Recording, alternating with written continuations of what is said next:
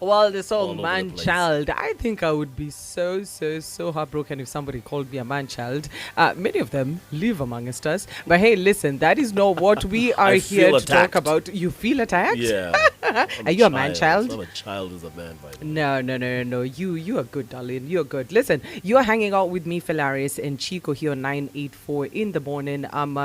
Please keep up with the conversation. Do let us know where you're listening to us from, what your thoughts are, and we'll be getting into a conversation because we have with us a guest in studio. But before that, you can catch us on our live stream over on X, Facebook, on YouTube. That's just search for Capital FM Kenya. You'll find us. Get to see how we look today morning. We are definitely dressed for the weather. The hashtag to use is driving double N at the end. And with us in studio today, well, besides Chico and myself, we have His Excellency Andrii. Please tell me how to pronounce your second name. Pravednyk. Pravednyk. Pravednyk. Oh, Pravednyk. Okay. Pravednyk. Which means righteous man Oh. in my language, but I'm not. I'm trying to be, but it's not easy. We are joined by I Andrii, love the honesty. the That righteous is man, who's Ukraine's ambassador to Kenya. Now, listen, when you hear Ukraine, the first thing that comes to mind is, of course, the ongoing war with Russia. And this continues, of course, to reshape global alliances, economies, and security frameworks. Now, we go beyond headlines to understand Ukraine's evolving strategy in Europe, in Africa, and across the entire world, from peace overtures by world powers to Ukraine's military and diplomatic presence here in Africa, which is growing, to NATO's promises and hesitations. Today, we seek clarity, complexity, and everything in between. Keep up with the conversation, like I said, 0701 984 984 or at 984 in the morning using the hashtag driving double N at the end. Karibu sana, Balozi. Thank you very much for hosting me. As I mentioned before, I've been here a number of times, but for last almost 2 years, I didn't have a chance to come to you, and I'm happy that I'm here today, and I'm sure we'll have a very interesting discussion. 3 years. 3 long years of war. How's that been like? How's it in Ukraine back home? What are you hearing? Yes, despite the fact that for all these years, Russia trying to destroy my country, trying to destroy my countrymen, we are still fighting on front lines. We are still defending our country from Russian aggression. And despite the fact that Russia sends its drones and missiles every single night to different cities in Ukraine, if you ask Ukrainians what they think about that war, the answer would be, or will be rather, that we are prepared to fight because we doesn't want anyone to tell us what life to live, what to do, what unions joins, or what language to talk. You know, every time we've heard of this war, it sounds very complex because, again, it's layered in history. There's so much that to a person that's engaging with it right now would not be able to understand how we got here in the first place. So we are not going to make this a history lesson. Actually, what I'm very curious about is non-negotiables when it comes to Ukraine, where you stand, and if these conditions are not met, then this war continues. You're absolutely right. Unfortunately, when we are talking about the possible peace negotiations, a lot depends on both sides. Mm-hmm. And when President Trump offered for both sides to have a peace talk, and as a first step on that path to announce a 30-day ceasefire as a start, my President Zelensky made it very clear that Ukraine is ready for a ceasefire without any preconditions. On the other hand, a Russian president took a different stance on the issue, and his press secretary and he himself said on many occasions that yes, we are ready for a ceasefire, but before we agree to ceasefire, Ukraine has to accept our preconditions for a ceasefire, not even for peace talks. And the most important precondition was that Ukraine should recognize all Russian occupied territories as part of Russia.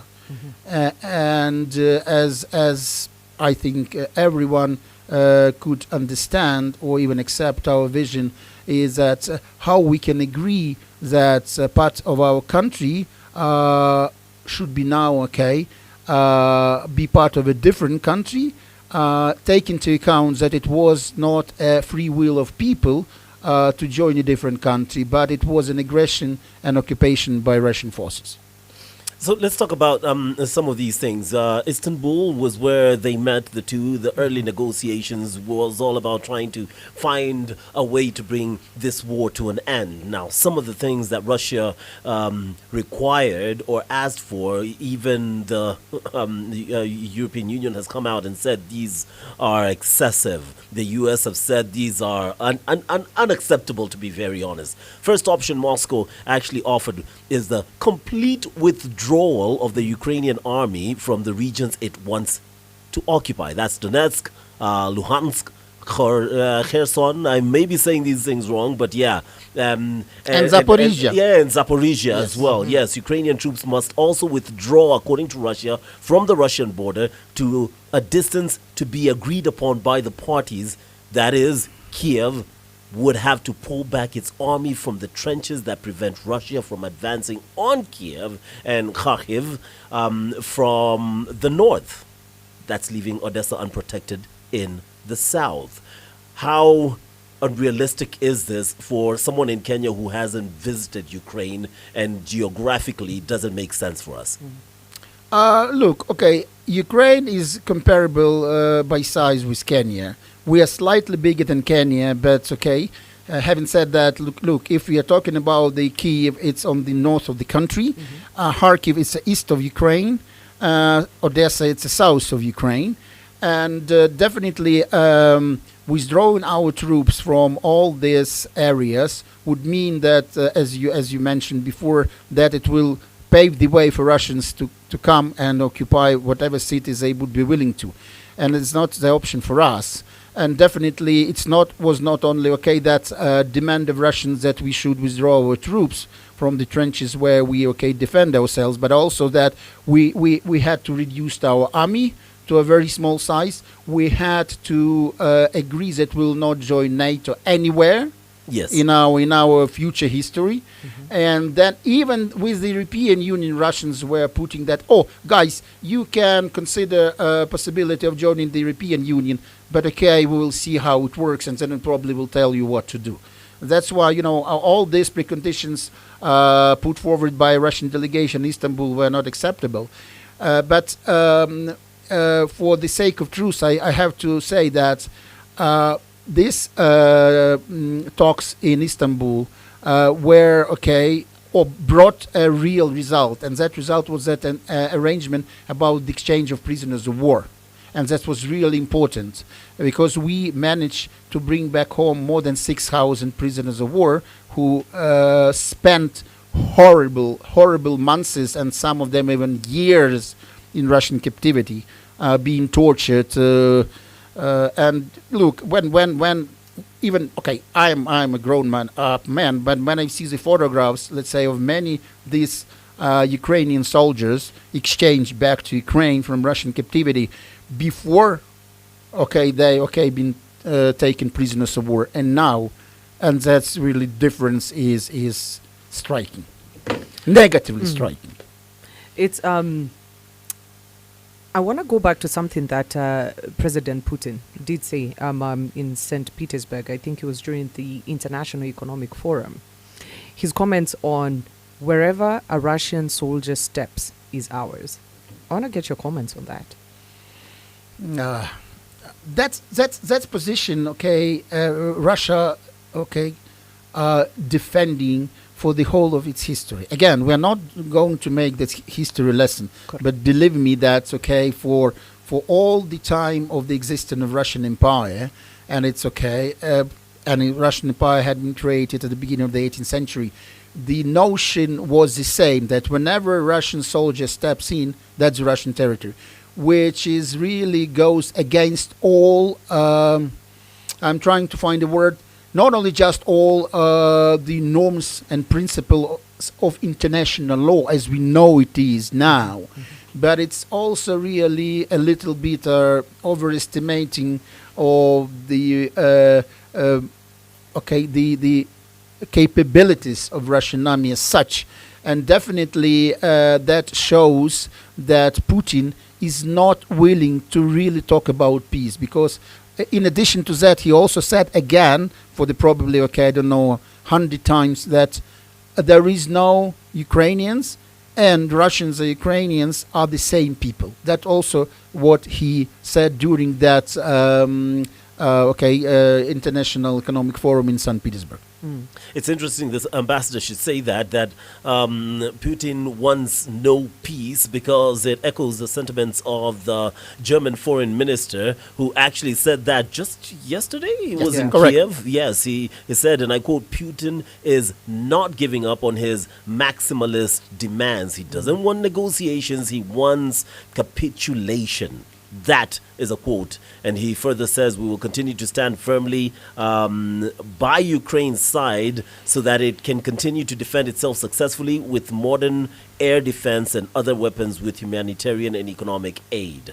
And I do know that Norway, I think, are the ones who've released some F-35 jets to protect the hub for Ukraine. Now, we're going to come back with the ambassador, because we're going to talk about a few things. First of all, we know the demands of Russia and the bare minimums. I think you've just answered, Philaris, of Ukraine. So what's the way forward? How safe does Ukraine feel with the whole situation in terms of the EU and the US and Trump not exactly showing like, I'll be with you guys 100%. He's showing them almost like I can walk out of any peace negotiations. I can just get up and I can leave. All right. Does that leave Ukraine safe? Is that a bad message? Are the people who can be technically kind of blamed for the whole situation arising standing next to Ukraine? Do they feel like they're getting the proper support that they would like? All these questions about to be answered by the ambassador right after we get our headlines and our sports news. What's up, y'all? This is Alicia Keys. It's not just a blog. What's up, y'all? I'm Beyonce. It's the art of living. Capital Lifestyle, where every story is a front row seat to the extraordinary.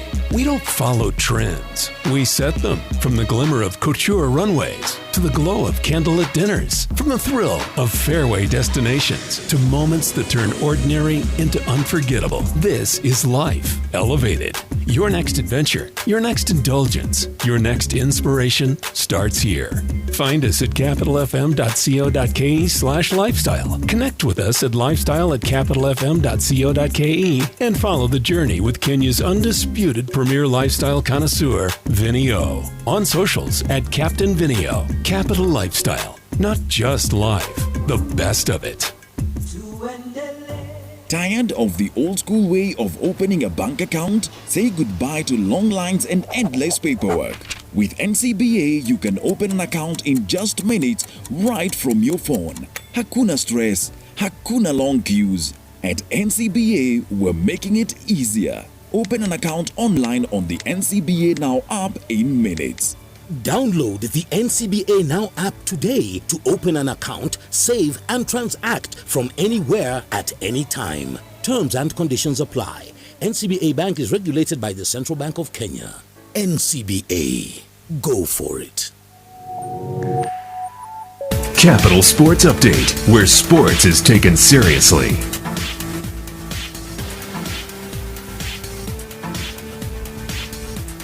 All right, so I'd be giving you the sports news right now, but I guess the biggest story has got to be the one and only Manchester City have been eliminated from the FIFA Club World Cup, and our machines have crashed. So Technically, I'm just telling you what I can remember right now. Oh, there's also Beasley in the NBA who's struggling at this particular moment in terms of trying to convince everyone else that they are not. He is not part of the match fixing, game fixing, betting, gambling syndicate that has been taken over and overshadowing the NBA. Meanwhile, everything else you heard at 7:30, 6:30, I beg your pardon, still remains true. Can we get back to the interview now? Oh, thanks. Good. Capital Sports Update. Up to the minute sports, where sports is taken seriously. This is Capital in the Morning Breakfast Show.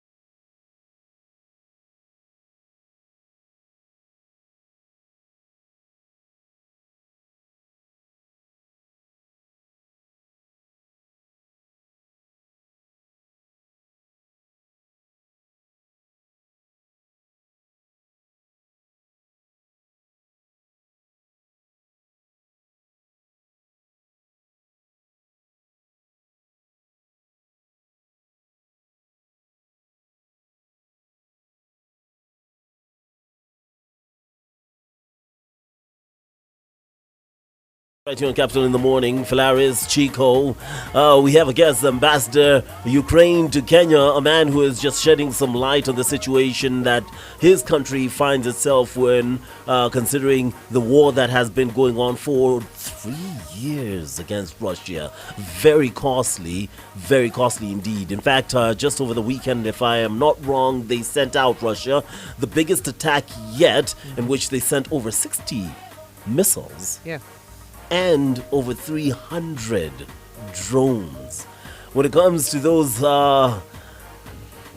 what do they call them? The unmanned armed vehicles, UAVs. I think that's the law form. It's crazy Unmanned aerial that- vehicles. Yes, yes. Aerial, It's- UAV. Aerial, Unmanned aerial, aerial vehicles. Yes, it's crazy just how much firepower has been used by Russia, and that just kind of provokes me to a certain thing, because the EU came out and said, "Hey, listen, we need to organize ourselves." Now, 2014, I think, was it in Wales? The summit, they came out and said 2% would be set aside by each country in terms of preparing and making sure that they are militarily ready for that situation.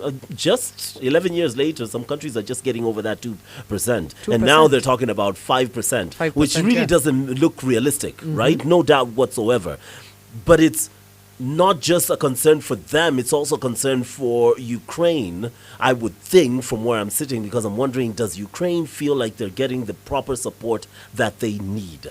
That's a very interesting question. But then also, I guess we could start off from where you left off, or you were talking about just now, Philaris, in terms of the cost of this war for both sides. The human cost, because every war has casualties, correct? And it's very interesting to see the figures that are being put out. 1 million have been, either lost, affected by this. So maybe you could help us contextualize the million that we are hearing about. Is it 1 million deaths? Is it 1 million dead plus injured people? Is it 1 million plus injured plus displaced people? What are those numbers looking like for Ukraine? When we are talking about the losses in this war, we are talking about the more than million Russians, losses during this war. And when we are talking about over the million, we mean that probably around 40% of this number is death of the soldiers, and the rest is those who were severely injured and are not capable to fight anymore. And that is from where this figure comes out. When we are talking about Ukraine, our losses are far more less. According to our data, we lost around 390,000 people. And again, when we are talking about these numbers, out of that, around 150 dead, and the rest were injured. And we now have special problems, and with help of our partners, we are trying to bring back these wounded soldiers, injured soldiers, back to life, and helping them to come back to normal life in a way, because we do have special medical centers created together with our partners, and we want these brave soldiers who actually defended us on front lines to have a normal life.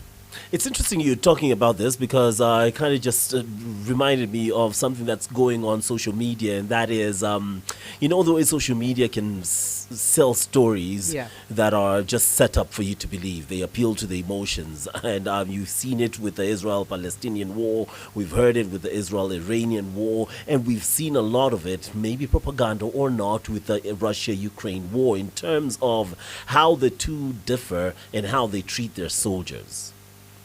Definitely, Again, to be honest with you, if I tell you the story, it will be a realistic and true story. But you can always find someone who would say, "Oh, he's Ukrainian ambassador. He's of course he's gonna lie, or he will lie and he will defend his own country." But anyway, despite that, I think that I have to tell the truth to your audience, and the truth is the following: that in Ukraine, it's a policy of the government, but not also the government, but also a huge number of volunteer organizations took over the wounded soldiers and trying to help them to go through a specific, how to say it better, medical procedures, especially through psychological help, to bring them back to normal life. Because they defended us on the front lines, and they deserve not just to be recognized or respected, but they have the right for normal life, having families, kids, and that's why it's not only the government policy, but again, I would like to reiterate that the wish of most of Ukrainians, in a way, to pay back to these guys for defending ourselves. To the contrary, when we are talking about Russian attitudes toward Russia's soldiers, that is completely different. And I can only say that please trust me as ambassador that it's not a propaganda. It's a real videos you can find on different social media when wounded Russian soldiers who are not fully recovered are forced to go to front lines to fight again. Again, so Russia and you differ in terms of how you are approaching the soldiers. You differ in terms of what the bare minimum is. Putin has just come out, I think it was on recently Friday maybe, and said last week, yeah. It said, hey, listen, we're nowhere near peace talks. In fact, the requirements that Ukraine are giving are contradictory. What is the stand of these negotiations? Keeping in mind, I keep saying EU, I don't know why, it's constantly in my head. Keeping in mind the NATO effect. All this is to say you cannot join NATO. NATO in itself are ramping up from the 2% to 5% to ensure that they're capable of military power. The US coming in and saying, Trump is not exactly throwing his weight behind NATO. In fact, if anything, he's constantly saying, okay, let me speak to Putin. Let me speak to Putin. Let me speak to Putin. Do you feel you're getting the proper support in terms of the NATO allies that you have? First and foremost, I would like to say that Ukraine is happy with the Hague Summit decisions. And as you definitely heard, one of the most important decisions taken during the summit is that Russia had been recognized as a long-term threat to the whole NATO. That means that our allies, our partners, they finally realize that Russia is a threat, not only to Ukraine, because we are convinced, and I'm saying we, not only in Ukraine, but now I can say that NATO too, we are convinced that Russia would not stop with Ukraine if Ukraine fails. It will never happen. But if we can imagine, if it could happen, then Russia will definitely continue with other countries, with all three Baltic states, with Moldova, with Poland, and probably even with Finland. And that's one of the reasons Finland joined NATO. After being for many years, for 80 plus years, Finland was a neutral country. But now Finland is a NATO member state, and that's the result of Putin's policies. Because look, Finland and Sweden was a neutral country for more than 200 years. Now both countries are NATO members. The question why? Yeah, I think that we know the answer. Because they realize that if they stay out of NATO and Russia attack them, they do have less chances to withstand. NATO summit, 5%, from 2% to 5% to 2035. But officials now are signaling warning that Ukraine's military could break in 6 months. On top of that, they're saying Russia could attack Baltic countries, like you said, Estonia, Latvia, and seek them within 7 years, and possibly even NATO members could be under threat from Russia. So the whole 5%, like she's asking, 6 months, and Ukraine could be struggling, and in 7 years, Russia could be attacking them, and then you put a 5% over the course of 10 years. 10 years. It really doesn't make sense to me. Help us understand this. Definitely it's not possible to take a decision to increase this, the defense spending up to 5% from 2% at once within 1 day or 2 days. As we understand, we are talking about billions of dollars if we take the whole NATO. That's why, it's not possible to do it within 1 day or within a month. And definitely it will take some time. But even with an increase on the 0.5%, let's say instead of 2 by 2.5% this year, that's already a huge input, a huge assistance. And out of that 2.5%, some amount goes uh, to assist Ukraine defending itself. And definitely, that's information about the fact that Ukraine can only stand for 6 months. It's a pessimistic scenario, and definitely it's not the case. To be honest with you, yes, we now feel some new challenges since the new equipment hasn't arrived yet. And unfortunately, as in any war, where fighting is taking place, you are losing equipment. You are not only losing human lives, which is most sacred thing, on this planet, but you're also losing, whatever equipment, tanks or armored vehicles or even planes, and other stuff. And that's why we need, to get a new delivery from our, to be honest, not only from our partners and NATO countries. Ukraine actually developing its defense capabilities very, very efficiently. For these 3 years, we managed to start producing a number of military equipment which we really need to defend ourselves. Like we started to produce a very modern self-propelled hovitzer. Self-propelled hovitzer, which is actually, even by NATO expert, have been praised as one of the best on the market. We now produce it only for our own needs, and they're really capable of protecting our soldiers on the front lines. Again, I wouldn't be so pessimistic saying 6 months, no. And we also have to take into account the fact that the whole population of Ukraine, including me and my colleagues in the embassy, every month we donate. We donate to our defense forces, because we realize that if we don't do that, then if Ukraine fails, it will be no place to live for many of us, and that is not an option. We would like to have our own country. We would like to have our own culture, language. We would like to decide how to live by ourselves, not by Kremlin saying us that you, let's say, to do that, or you should not talk that language, or you should not visit this country. No way. We had enough in our history, and this time all of us, all Ukrainians, are willing to defend, to make sure that we stay independent, and to make sure that we have our own choice in our life. Comments from the Ukrainian foreign minister, your namesake, Andrii, as well. Andrii Sybiha. Yes, Sybiha. Correct. Interesting that you two share a name. Is Andrii a common name in Ukraine? Yes, it was really popular.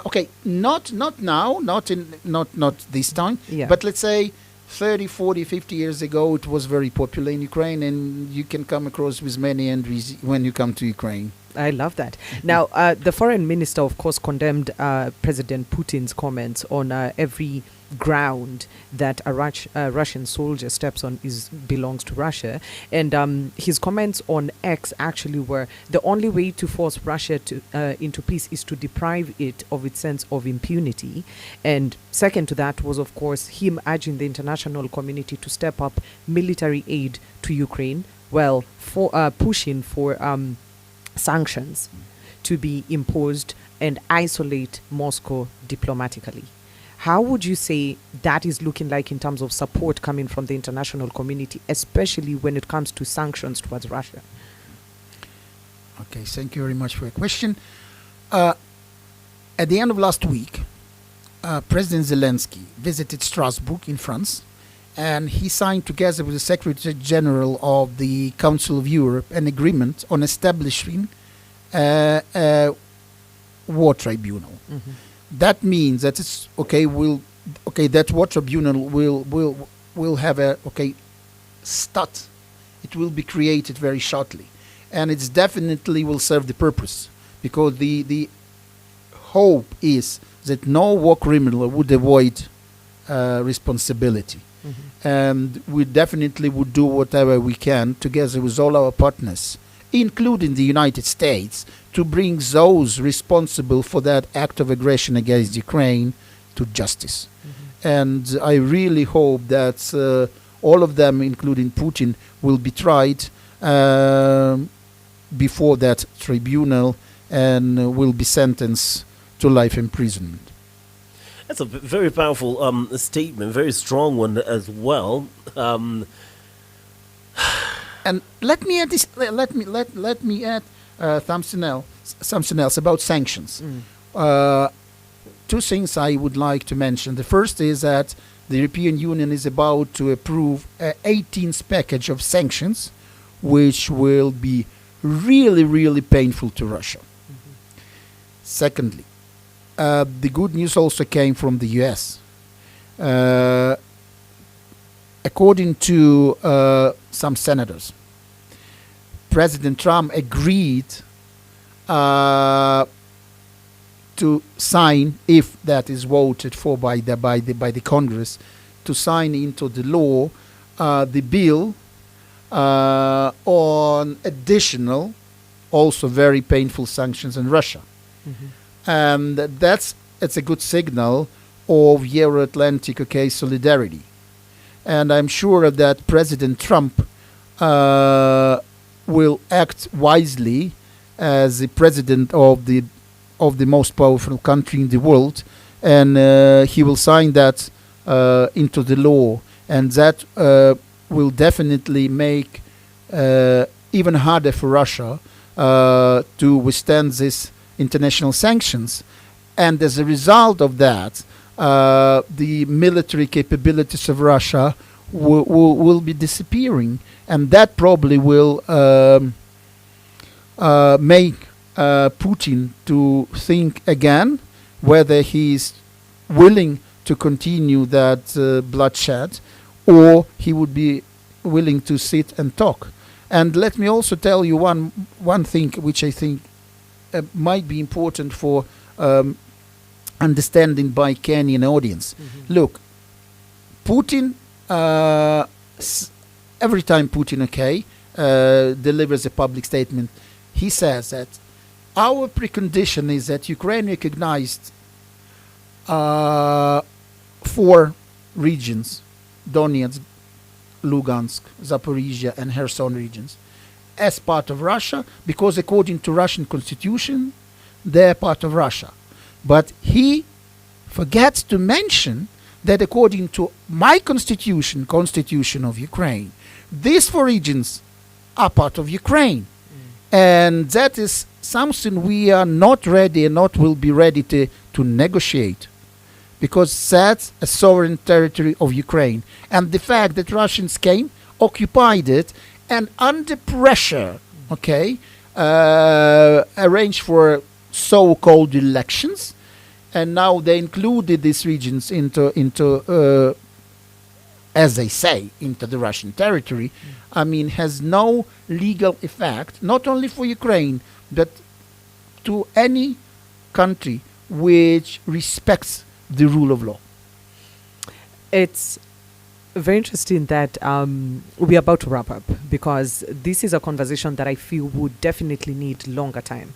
But I want to ask you now, to listeners who are listening right now, they might ask, Ukraine's refusal to compromise prolonging civilian suffering unnecessarily. Again, how would you convince a parent and a child who are part of this conflict, who are caught up in this conflict, displaced by war, that this continued fighting is just?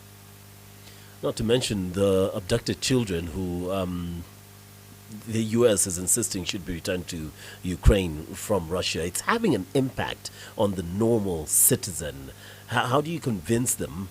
Because noise, you're actually right, noise coming from within Ukraine is that the people are saying we would rather peace talks than to continue this war. Fighting. Definitely there are people in Ukraine, and I would say most of Ukrainians are willing to have peace.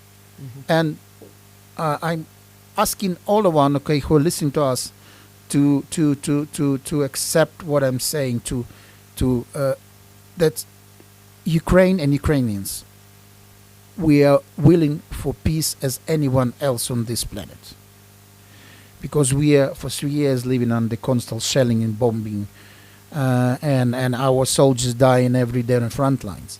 But we are ready for peace talks. But the first step in that direction should be a ceasefire for at least of 30 days. During this time, delegations could meet and start talking. But again, how we can talk about peace if one side, Russia, puts such preconditions which would not be acceptable to any country which would like to be independent and continue to be a sovereign state. That's why, again, we are willing to have peace talks, and we are still working on that with our partners through different channels. But again, these peace talks could only be effective if there is willingness on the Russian side not to put any preconditions. And exactly the reason why sides having talks in any conflict is exactly opposite to what Russian precondition says, because the essence of talks is to find a solution, to find a compromise which is acceptable for both sides. When one side tries to impose only its vision, how peace could be achieved, at least is not fair, not to say more. Quick one, Ambassador, because a lot of detractors have said that, this Iranian-Israel war is actually kind of distracting, allowing Russia to go on the onslaught that they have been going on in the last 2 weeks, which is absolutely unbelievable. How Ukraine is still standing strong is something unique to me. But what would your message be to one group, the international community, who's watching and being distracted by one war or another? Second message to the people of Russia and Ukraine who are having to live through this for the last 3 years and for the foreseeable future. And the final message is to, if you could speak directly to the President Vladimir Putin of Russia, what would your message be to him? Let's start off with the international community. We are really grateful for international community for all that support given to Ukraine for all these 3 years. And I can tell you that even here in Kenya, we felt not just moral support of local Kenyans. We used to have a special M-Pesa account created by the embassy, where everyone could actually send money to, donate money for the program called United 24, which is a Ukrainian program, which actually donates not only and not even, mostly not to the military, but to humanitarian purposes, helping all these displaced persons to survive, help to keep up on children who lost their parents. And actually, we've been really touched by the fact that many thousands of, if not 10,000, thousands and thousands of Kenyans donated. And actually for us, it was not really important how much, and it's not important to any normal person. But the fact that Kenyans, many of them fighting for their lives, donated this. Because, that showed to us that Kenyans, I have to say that's as we see it, our brothers and sisters. And we are really grateful to all Kenyans who donated. And for us, it was important. Also, we are grateful to the Kenyan government for prolonged support, continued support of Ukraine. And I can tell you that on Sunday, Prime Minister of Ukraine, Shmyhal, met with President Ruto on the sidelines of the international conference on financing, development financing, which is taking place in Seville in Spain. And that was a very successful meeting. And they actually agreed to develop our bilateral relations and to deepen them even further, because we have so many areas of mutual concern where Ukraine can be really helpful to Kenya, and Kenya could be helpful to Ukraine. Absolutely. So that's the international community, including Kenya. Great news. And congratulations, Kenyans. While you're being shot at in Mandamano, you're still being able to give to Ukraine, which is really, really impressive. Now, what about to the people of Ukraine and Russia? Your message. I would say that my message would be that, honestly, I would limit myself to the message of my people, because honestly, to make a message to Russian people, it's very, I would say, not easy for very many different reasons. Because honestly, I think that Russian people should bear at least part of the responsibility for what is going on. Because if you take Russian people, they unequivocally support what's Putin doing to Ukraine. If you again go to social media and listen or watch videos, you will see that most of Russians say, no, Putin doing the right thing. Ukraine should be erased from the map or something like that. And again, I can only tell them, okay, guys, try to think. Try to think independently, which I doubt they could. To my Ukrainians compatriots, I can only say thank you for being so united. Thank you for being so strong. And I'm sure that by continuing being as a unified nation, we'll be able to bring, first of all, peace back to Ukraine, and we'll be able to rebuild Ukraine to its glory as we used to have before the 2022 Russian invasion. Interesting sentiments you've just shared there. Could delve into that one, but before I even tease to it, if I put you in a room with the president of Russia, what would you tell him? I would tell him that he's a war criminal who should bear responsibility for all he has done to Ukraine, but not only to Ukraine, but to many other countries. Look, he started from Georgia back 2008. Then they tried also to do the same in Moldova. And now they're doing that to my country. And I think that all I could say to President Putin is, okay, if you still have any morality, stop.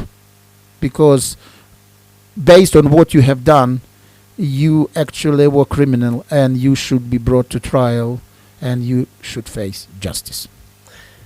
Interesting sentiments from the ambassador to Kenya from Ukraine. I am so going to do this, and I'm probably going to regret this afterwards, Mr. Ambassador, before we delve into the news, because UNIA is here and we've gone way past.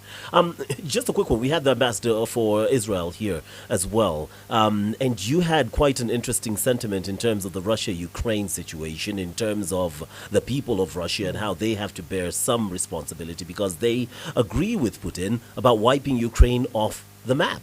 Sounds eerily familiar considering who we had here yesterday. So I want your thoughts on the whole Israel, Gaza, Palestine situation, in which if I were to go by your statements, then the people in Palestine who support Hamas by wanting them to get rid of a country like Israel, what would that be a similar situation? Would you still bear those sentiments? I think that, I will limit myself to a very short, in a way, comment that based on the situations situation in Ukraine and in Gaza, they're completely different, and it would be not, I would say, fair to compare them, because even historically wise, it's a completely different story. That's why I would say that in whatever anyone is doing during the conflicts, everyone should be aware of the responsibility of doing something wrong, and everyone should respect the rules and principles of international law and international humanitarian law. And that is exactly what Ukraine is doing all these 3 years. We are really following all the requirements in that case, And let me add to that again, if anyone interested, there is a lot of information on different resources showing that Ukraine is strictly following Geneva Conventions on the actually dealing with the prisoners of war, which not the case with Russians. And even you can find even a video of exchange of prisoners of war, when you can see the actually how Ukrainian prisoners of war coming back to Ukraine from Russian captivity look like, and how Russians prisoners of war coming back to Russia look like. And it's two different. It's two different. How to say that better? Appearances. Contrast, yeah. Yes. All right. Well, that was Balozi to Ukraine here in Kenya. Thank you so much, Balozi Andrii. We look forward to having you back here. Let's not make it 3 years. In this time, we'll make it shorter to have you back here at Capital. And to you, our listener, we hope that you're more informed and you actually have enough for you to think critically about the things that are happening across the world as far as Russia-Ukraine war. To the people of Ukraine, we can only send our best wishes. And donations. Because you did say, Kenya, that, we are continuously supporting and donating. Thank you very much for reminding me, for having me today. It's my honor and pleasure to be at Capital FM again. And I hope that we'll have another chance to come to talk. And, I really hope that it will not take so long this time. And secondly, and most importantly, rather, it's not just technical. It's most importantly that I hope that next time when I come, we'll be able to talk about the peace, the results of peace negotiations, and about the so long-awaited peace. More positive discussion next time. Thank you. We hope it doesn't take